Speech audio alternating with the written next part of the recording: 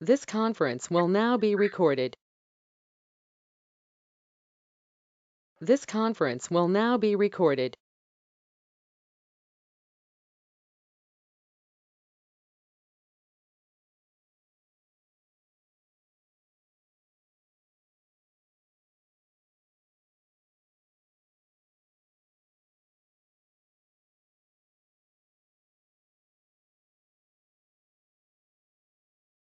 Good morning. Today topic is leukemia. Sorry for the inconvenience. Its class should schedule at 10:30, but due to an urgent examination circular, we have to attend the meeting. This is the circular. Final MBBS Part 2 referred students. Examination schedule has been received from the university. 26th and 27th, general medicine. 29th and 30th of June, general surgery. 2nd, OBGY, and 3rd July also OBGY. 4th July it will be pediatrics from 10 to 12 noon. And practical exam will be on 6th, 7th, 8th, and 9th, 9 to 4 p.m. 6th general medicine, 7th general surgery, 8th OBGY, 9th pediatrics. Any referred students are there here?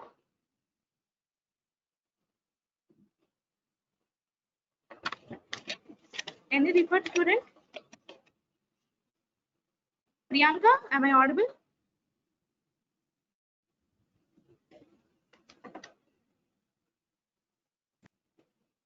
Yes, ma'am.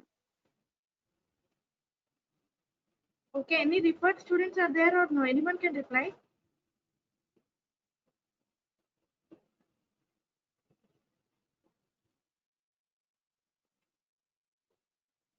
Okay, I'm starting the class.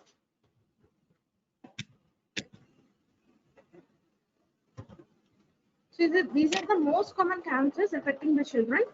And ALL is the most common type, acute lymphoblastic leukemia, and accounts for about 73%, followed by AML, and CML is very rarely seen. So this is the epidemiology. ALL, 3 to 4 cases per 1 lakh will be seen. And remember, this is most commonly seen below 6 years of age group. Any child with 6 years of less than 6 years of age and suspecting malignancy, think first about ALL, and accounts for 25 to 30% of all childhood cancers. And boys are more affected than girls. So what are the risks for ALL? Any radiation, presence of chemicals like benzene, drugs like alkylating agents either alone or combination with radiation therapy, either use of drug or combination with radiation, Down syndrome, Bloom syndrome, Fanconi anemias. Fanconi anemia, these are all types of bone marrow failures and aplastic anemias, right? Congenital agammaglobulinemia, Poland syndrome, Sherman-Diamond syndrome, ataxia-telangiectasia, Promeny syndrome, NFF, Diamond-Blackfan, Postman, and Bloom syndrome. I'm going a little bit fast because of shortage of time. I'll share you the PPT anyway. So ALL is characterized by the clonal expansion of, that is from the bone marrow, expansion of immature cells, either hematopoietic or the lymphoid precursor. Either of them, the immature forms are released. But chronic leukemia condition characterized by expansion of mature marrow elements. So ALL is immature and chronic is the mature marrow elements. So this way we can differentiate them. Clinical manifestations, as you know, fever of long duration and pyrexia of unknown origin, not decreasing, any sepsis not recovered. You can think about ALL. Fatigue. Next is the fatigue and pallor. So anemia causing pallor, easy fatigability, presence of tachycardia, congestive heart failure, and dyspnea.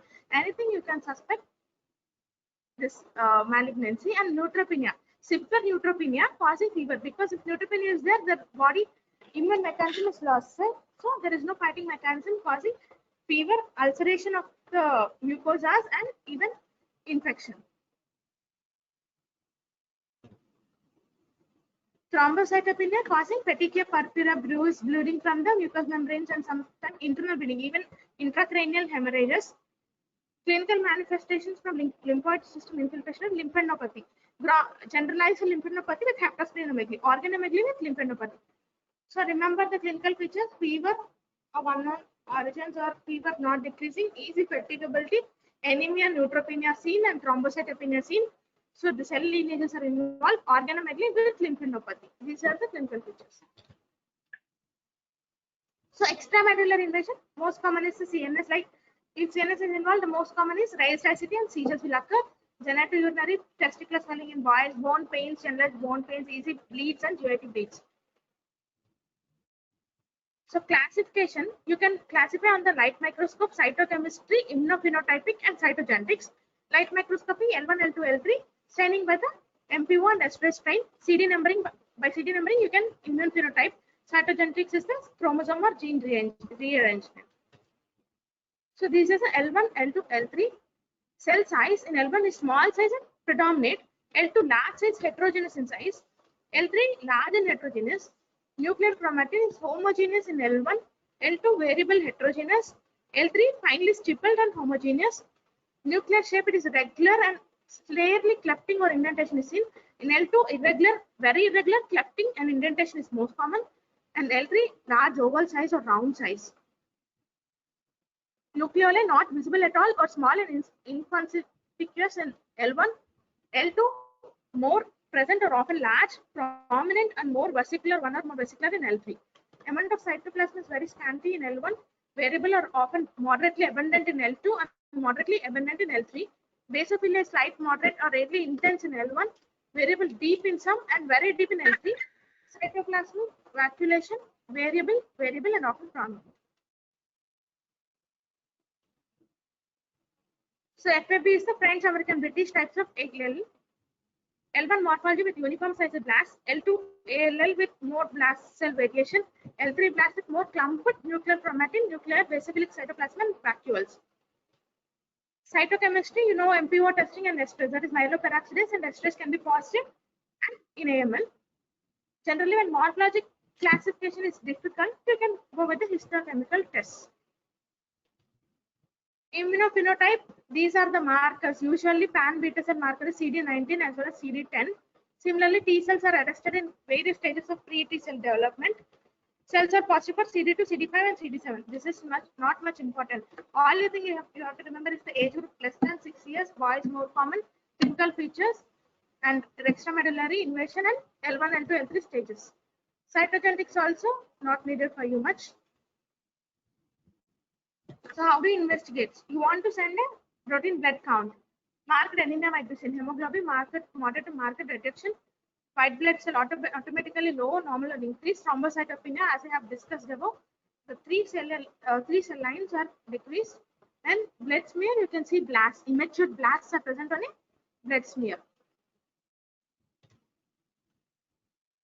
Bone marrow, leukemia should be suspected when the bone marrow contains more than 5% blast.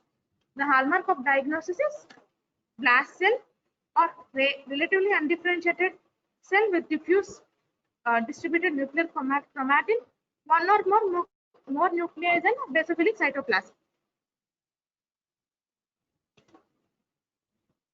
So this is the slide. So investigations, you can go with the chest radiograph. Generally, chest with dysphagia when mediastinal mass is present.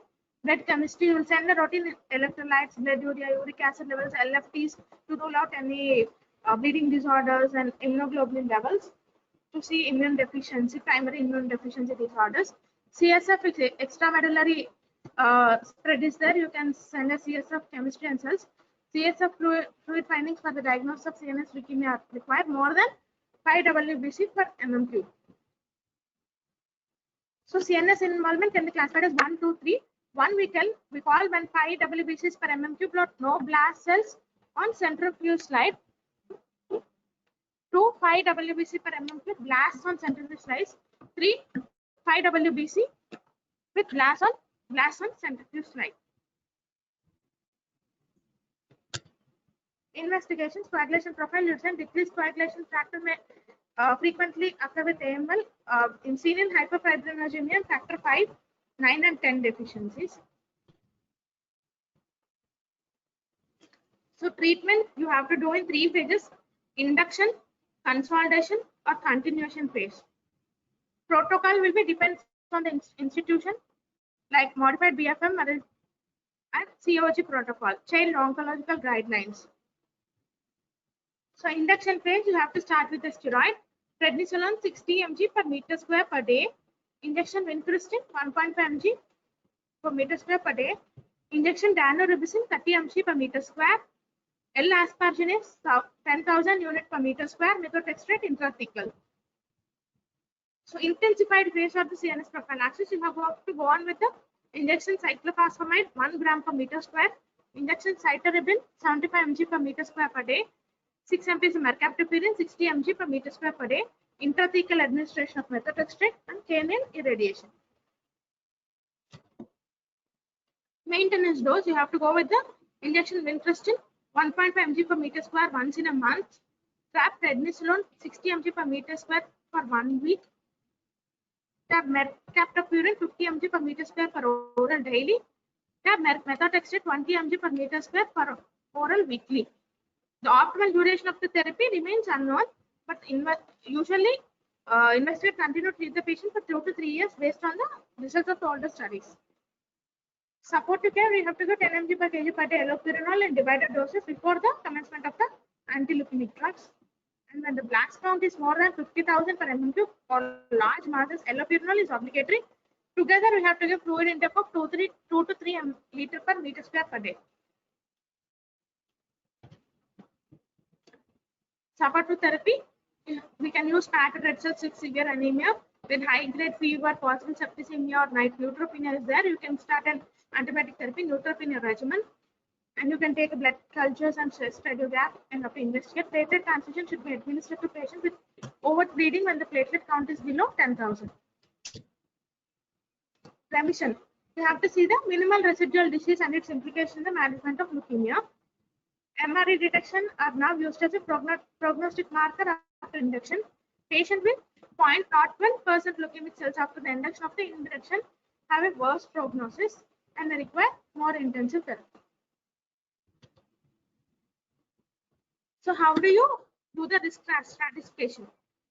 Depending on the age, we divide into favorable, intermediate, and unfavorable groups. Favorable 1 to 9 years, intermediate more than 10, unfavorable less than 1, and MML type 1. WBC count less than 50, intermediate is more than 50, and immunophenotype, precursor B cell if we present, favorable group, T cell intermediate. Genetics you need not remember, CNS status, CNS1, CNS2, CNS3. And minimal residual disease less than 0.01 favorable and intermediate 0.01 to 9.99% or unfavorable more than 1%.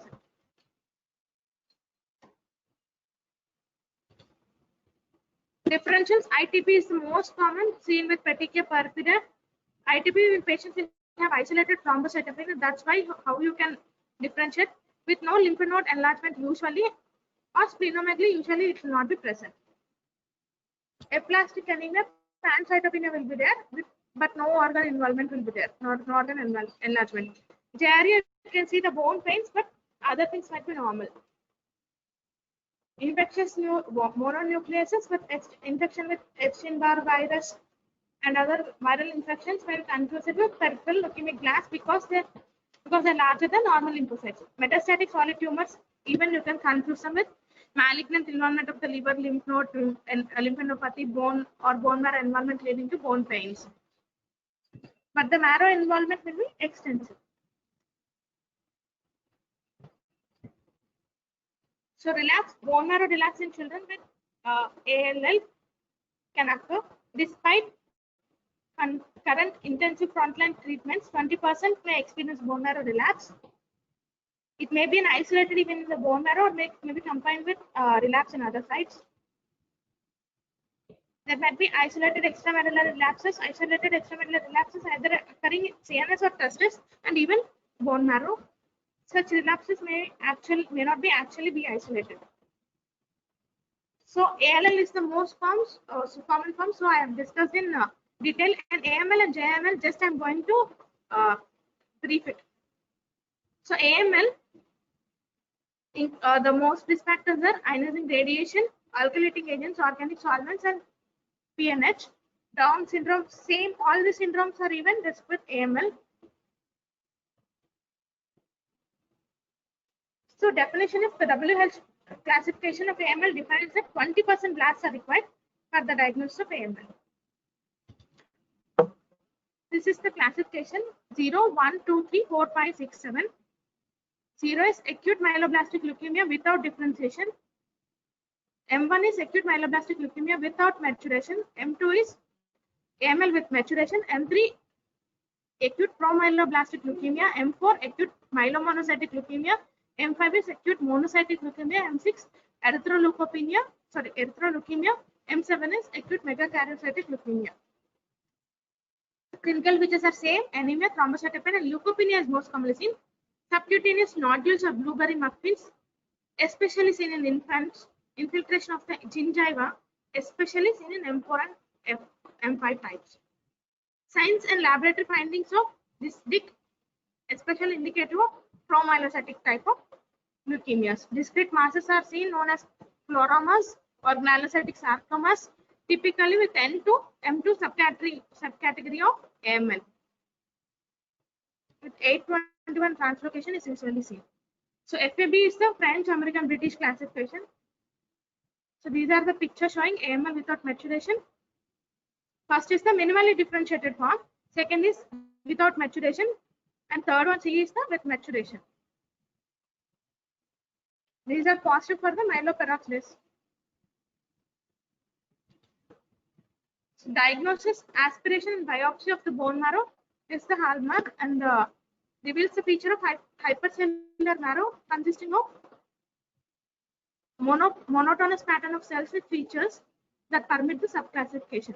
Flow cytometry with myeloperoxidase and special strains can be used. Treatment, AML protocol modified by seeing the minimal residual diseases, and daunorubicin, you can use 50 mg per meter square IV days 1, 3, 5 days. On day 1, day 3, and day 5, cytosine arbanazide 100 mg per meter square IV bolus every 12 hours from 1 to 10 days or 20 doses at least. Etoposide 100 mg per meter square IV 1 hour infusion 1 to 5 days. Intrathecal cytarabine age-adjusted doses at time of diagnostic LP. And treatment, you can combine anthracyclines and cytarabine. So this is the JMML. Is a rare clonal myeloproliferative disorder of stem cell that occurs in the first few years, also referred as JCML or infantile monosomy syndrome or juvenile granulocytic leukemia. Clinical features are fever, cough, infection, pallor, malaise, septicemia, lymphadenopathy, rash, bleeding, and failure to thrive. Several treatment regimens have been used to improve survival: low-dose chemotherapy, intensive AML type therapy, 13-cis-retinoic acid. Thank you. Please save the chat. Yes, ma'am.